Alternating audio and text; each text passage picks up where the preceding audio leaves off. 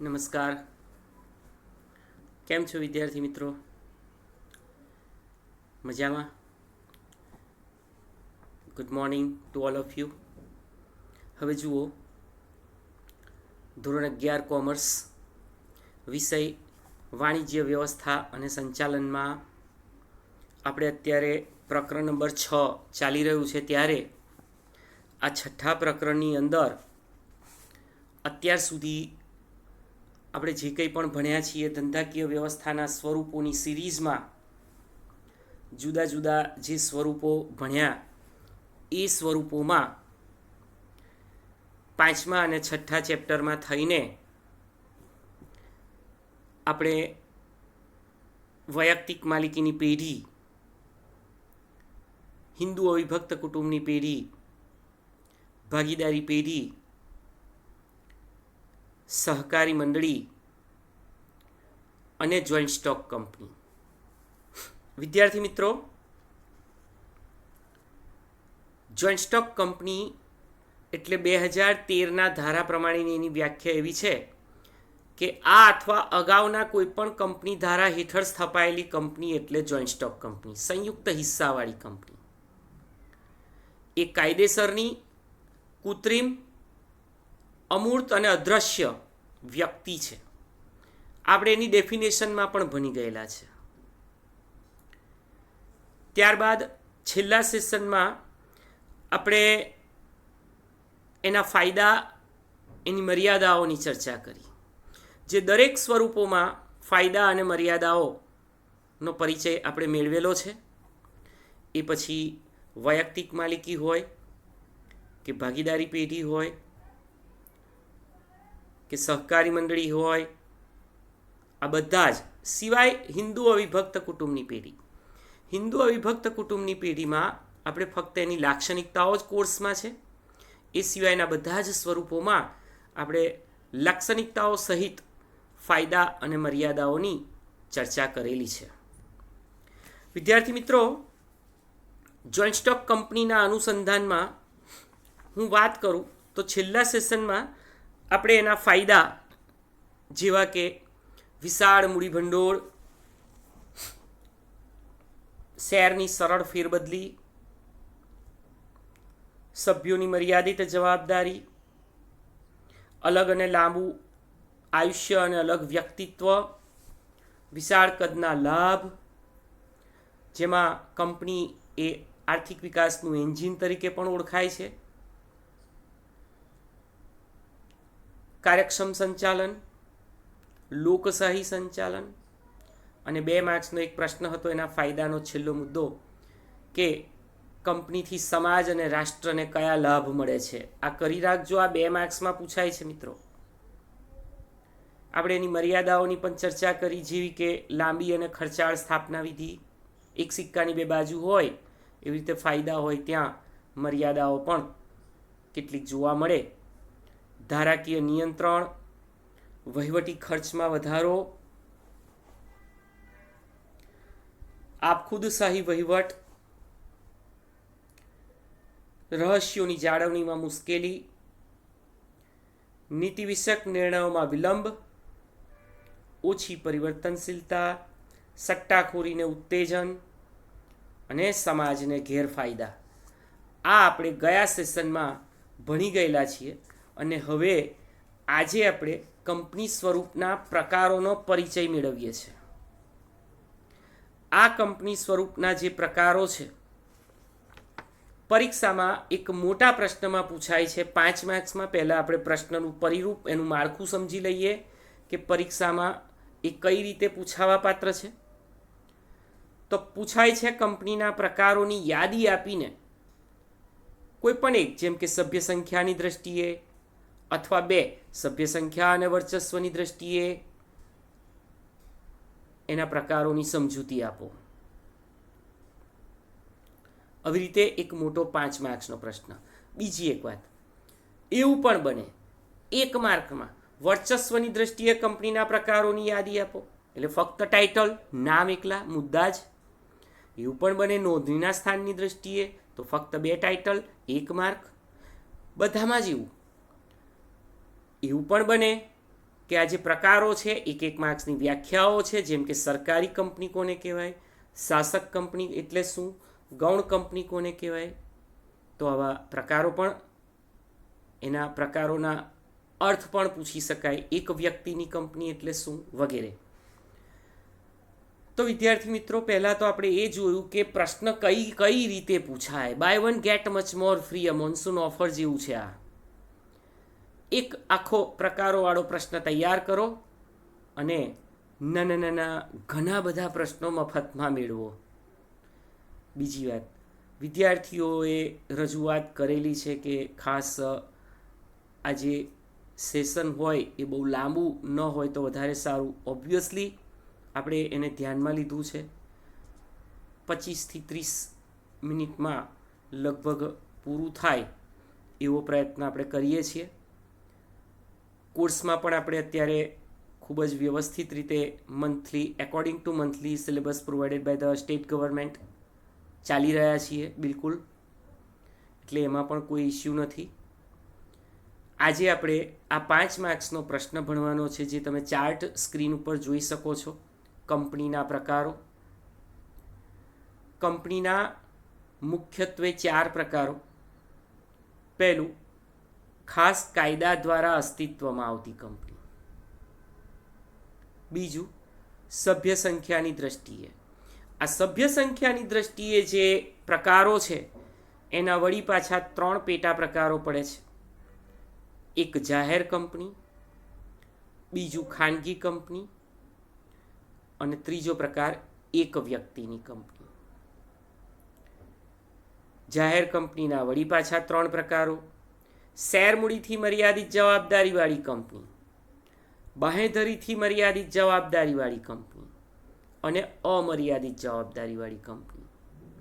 Same પ્રકારો repeat થાય છે ખાનગી કંપનીના પ્રકારોમાં, સ્વરૂપોમાં. શેર મૂડીથી મર્યાદિત જવાબદારીવાળી ખાનગી કંપની, બીજું બાંહેધરીથી મર્યાદિત જવાબદારીવાળી ખાનગી કંપની અને ત્રીજું અમર્યાદિત જવાબદારીવાળી ખાનગી કંપની. ત્રીજો પ્રકાર વિદ્યાર્થી મિત્રો વર્ચસ્વની દ્રષ્ટિએ છે. વર્ચસ્વની દ્રષ્ટિએ એના ફરી પાછા 3 પ્રકારો: સરકારી કંપની, બીજું શાસક કંપની અને ત્રીજું ગૌણ કંપની.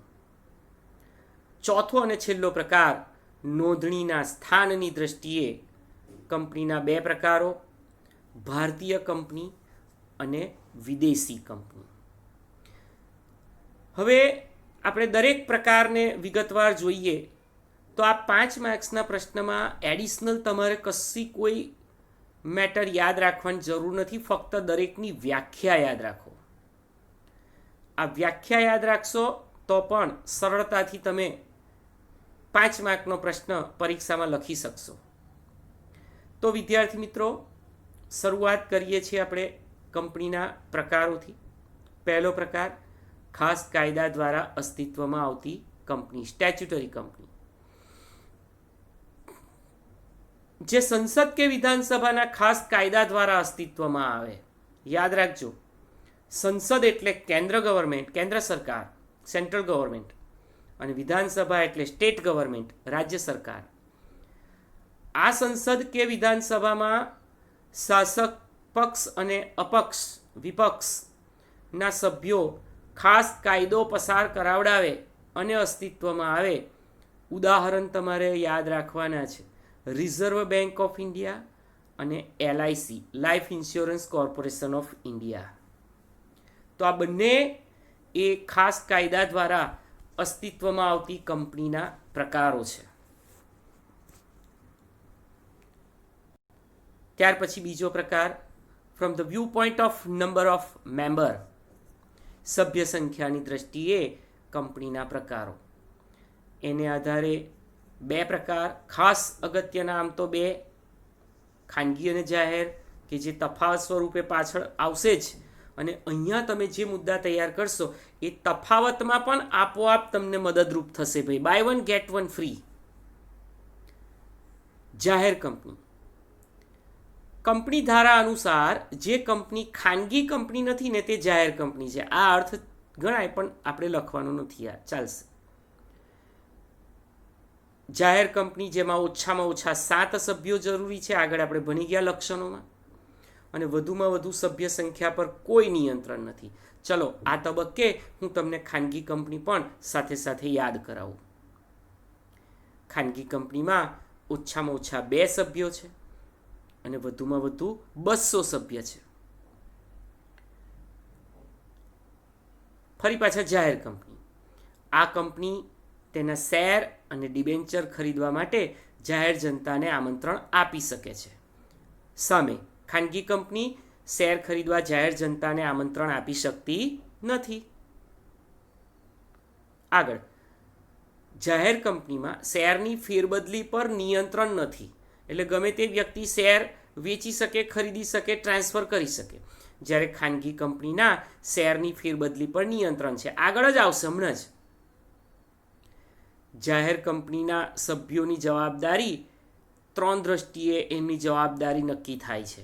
હવે એ 3 પ્રકારો, આ 3 પ્રકારો ખાનગી કંપનીમાં પણ આવશે. પહેલું, શેર મૂડીથી મર્યાદિત જવાબદારીવાળી કંપની. વિદ્યાર્થી મિત્રો, શેર મૂડીથી મર્યાદિત જવાબદારીવાળી કંપની એટલે શું? તમે લોકો વૈયક્તિક માલિકીમાં ભણી ગયા અમર્યાદિત જવાબદારીવાળી પેઢી, અને એમાં મેં તમને કહ્યું હતું કે જ્યારે પેઢીની મિલકતો કરતાં દેવું વધી જાય છે ત્યારે માલિકે પોતાની અંગત મિલકતો વેચીને પણ દેવું ભરપાઈ કરવું પડે છે. અહીંયા કંપનીના સભ્યોની જવાબદારી તેમને ખરીદેલા શેરની દાર્શનિક કિંમત પૂરતી જ મર્યાદિત હોય છે. યાદ રાખજો, દાર્શનિક કિંમત પૂરતી.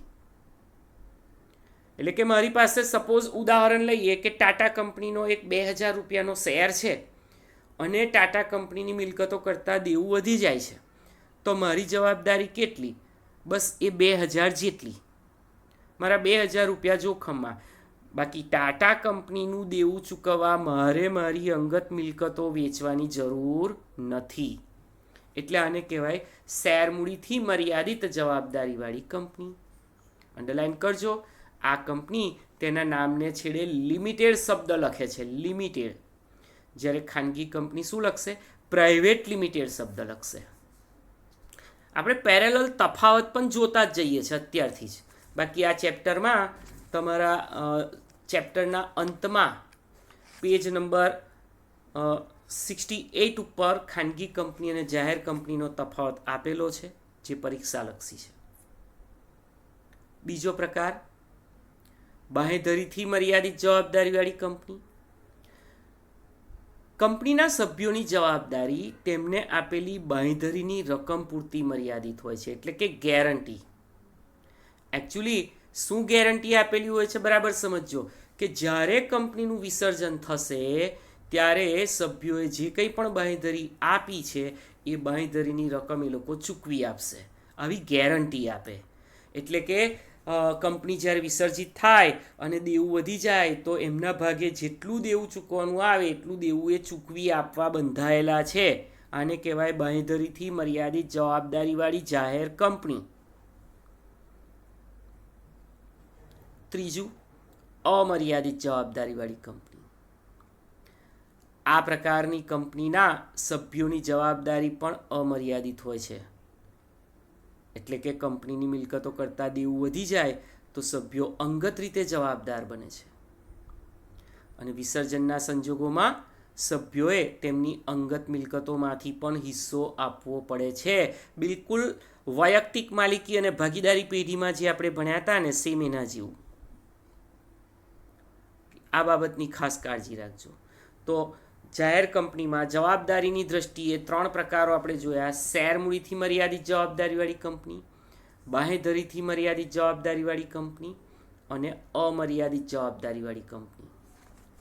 હવે બીજો પ્રકાર જોઈએ છીએ આપણે, અને તે છે ખાનગી કંપની.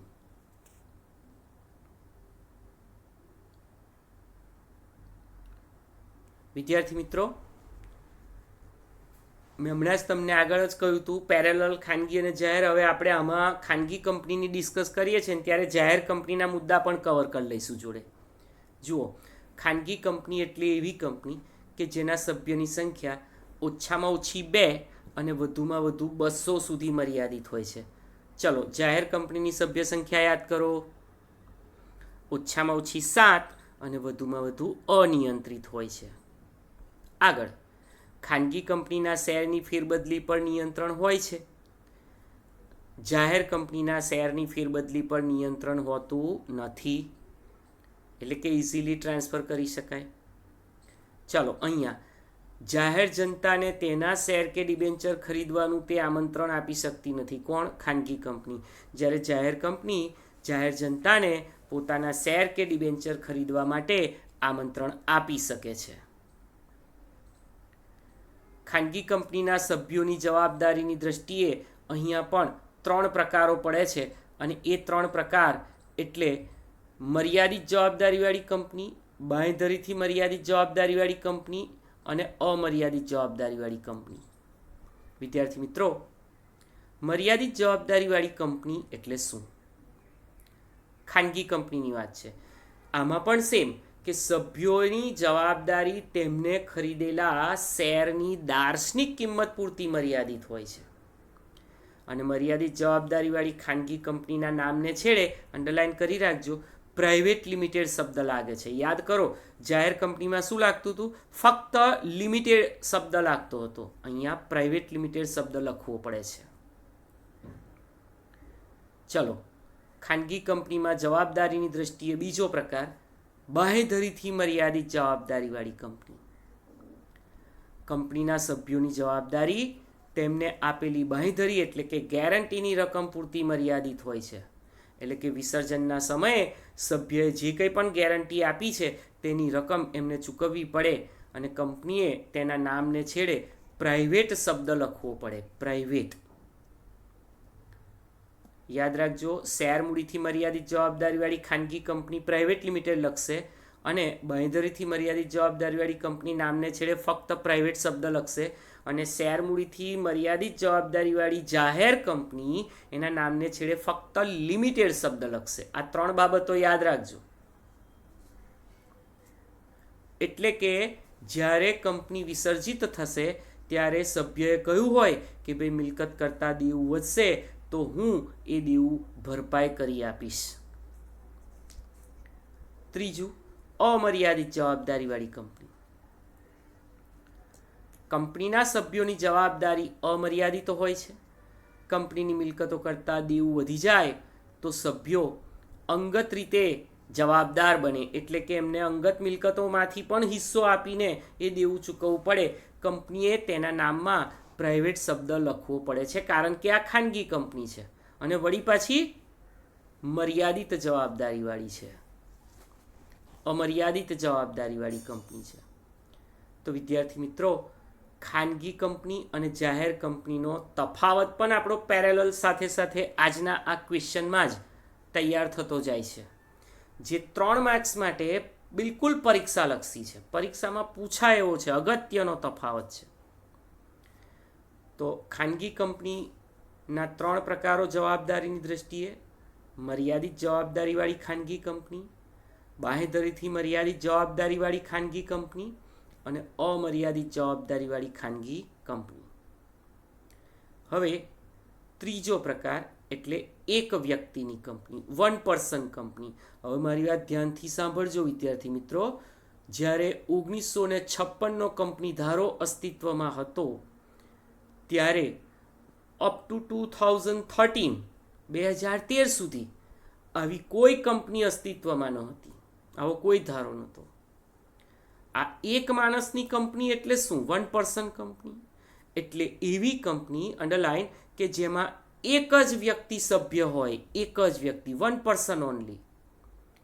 એક વ્યક્તિની ખાનગી કંપની, એમાં એ સંચાલક હોય તેઓ એક જ સભ્ય સાથે કરાર કરી શકે.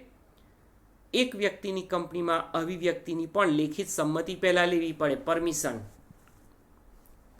કન્સર્ન લેટર લેવો પડે.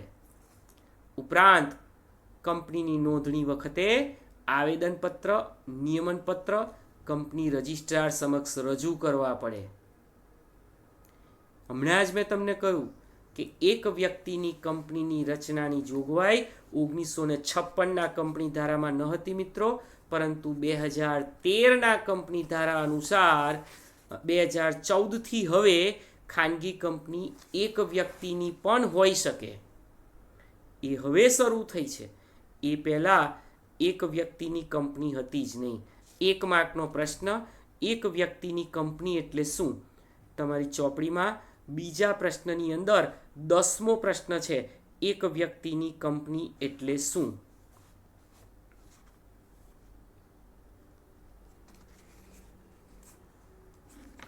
આગળ ત્રીજો પ્રકાર, વર્ચસ્વની દ્રષ્ટિએ, from the view point of domination. પહેલા એક કામ કરો, આ વર્ચસ્વના 3 પ્રકારોમાં 1 માર્ક લખી દો. બિલકુલ પરીક્ષાલક્ષી, 3 પ્રશ્નો, 3 સંજ્ઞાઓ, 3 વ્યાખ્યાઓ આપણે બિલકુલ મોઢે કરવાની છે. પહેલું છે સરકારી કંપની, ગવર્મેન્ટ કંપની. હવે આ જે 2 લીટી 3 લીટી છે ને, એ આખી આપણે તૈયાર કરવાની છે. અંડરલાઈન કરી રાખો અથવા કૌંસ પાડી દો, બિલકુલ પરીક્ષાલક્ષી છે. સરકારી કંપની, પહેલું, કંપનીની ભરપાઈ થયેલી મૂડીના ઓછામાં ઓછા 51% મૂડી કેન્દ્ર સરકાર અથવા રાજ્ય સરકાર અથવા 1થી વધુ રાજ્ય સરકાર અથવા કેન્દ્ર અને 1 કે 1થી વધુ રાજ્ય સરકાર સાથે મળીને ધરાવતી હોય એને સરકારી કંપની કહેવાય. આટલું યાદ રાખજો. હું સમજાવું ફરીથી. ભરપાઈ થયેલી મૂડી એટલે શું? કંપની જે શેર બહાર પાડે એ શેર ધારકો ખરીદે, પણ અહીંયા ગ્રાહકો કોણ બનશે? સરકાર. એટલે સરકારી કંપની. અને કેટલા શેર? 51%. એટલે બાકીના 49%માં ઘણા બધા શેર ધારકો હોઈ શકે, પણ 51% કાં તો ફક્ત કેન્દ્ર સરકારની, કાં તો ફક્ત રાજ્ય સરકારની, કાં તો કેન્દ્ર અને રાજ્ય ભેગી મળીને માલિકી હક ધરાવતી હોય, એને સરકારી કંપની કહેવાય. આ યાદ રાખજો. દાખલા તરીકે ઉદાહરણ પણ ખાસ, અશોક હોટલ્સ લિમિટેડ. બીજું ભારત હેવી ઇલેક્ટ્રિકલ્સ લિમિટેડ, નીચે અંડરલાઈન કરો, ભેલ, BHEL. પરીક્ષામાં પૂછાય છે. ભેલનું પૂર્ણ સ્વરૂપ લખો. અને ત્રીજું મહાનગર ટેલિફોન નિગમ લિમિટેડ, MTNL. MTNLનું પણ આખું નામ પરીક્ષામાં પૂછાય છે. તો આ થઈ ગઈ સરકારી કંપની. વિદ્યાર્થી મિત્રો, વર્ચસ્વની દ્રષ્ટિએ બીજો પ્રકાર શાસક કંપની, હોલ્ડિંગ કંપની. કોઈ એક કંપની બીજી કંપનીના 50% કરતાં વધુ શેર પોતે ધરાવતી હોય અને એ કંપનીના બહુમતી સંચાલકોની નિમણૂકનો અધિકાર પણ પોતાની પાસે રાખતી હોય, એને શાસક કંપની કહે છે. હવે છે ને, શાસક તૈયાર કરશો ને તો ઓટોમેટિક ગૌણ કંપની પણ તૈયાર થશે. એનાથી ઓપોઝિટ, ગૌણ કંપની એટલે એવી કંપની કે જે કંપનીના 50%થી વધુ શેર અન્ય કંપની ધરાવતી હોય, એટલે કે શાસક કંપની. અને જે કંપનીમાં બહુમતી સંચાલકોની નિમણૂક કરવાનો અધિકાર પણ શાસક કંપનીનો હોય, તેને ગૌણ કંપની કહેવાય. દાખલા તરીકે રિલાયન્સ એ શાસક કંપની છે, તો રિલાયન્સ પાવર એ ગૌણ કંપની છે. આ કેસમાં રિલાયન્સ કંપની પાસે રિલાયન્સ પાવર કંપનીના શેર હશે, એના ડિરેક્ટરો નિમવાનો અધિકાર પણ હશે.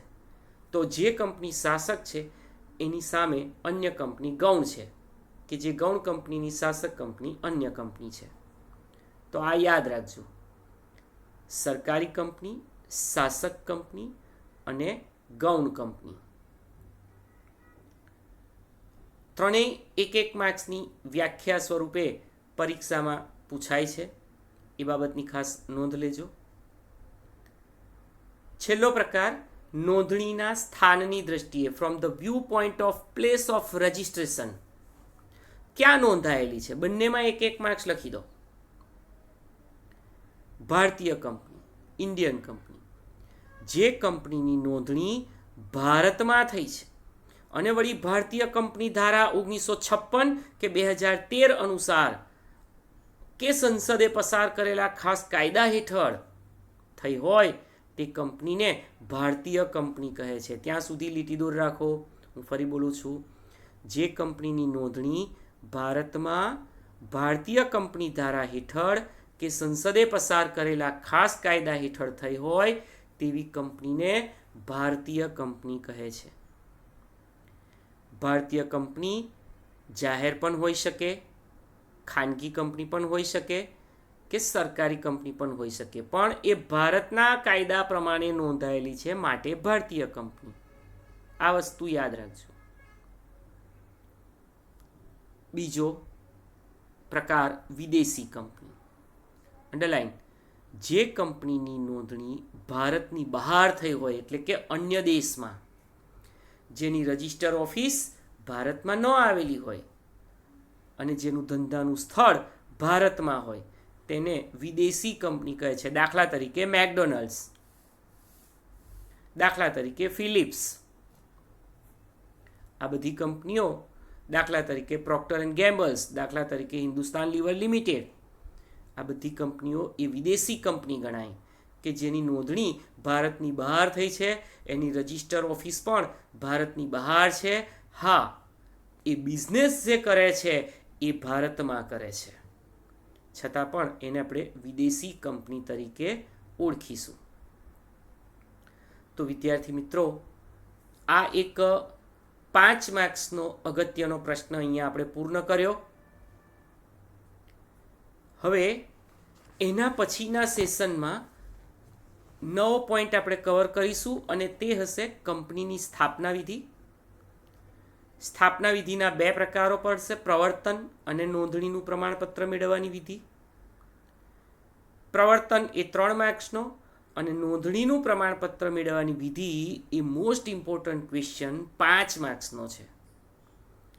આ ચેપ્ટરનો સૌથી અગત્યનો પ્રશ્ન 5 માર્ક માટે એ ત્યાં આવશે, ત્યારે આપણે એની વાત કરીશું. આજે આપણે ભણ્યા કંપનીના પ્રકારો.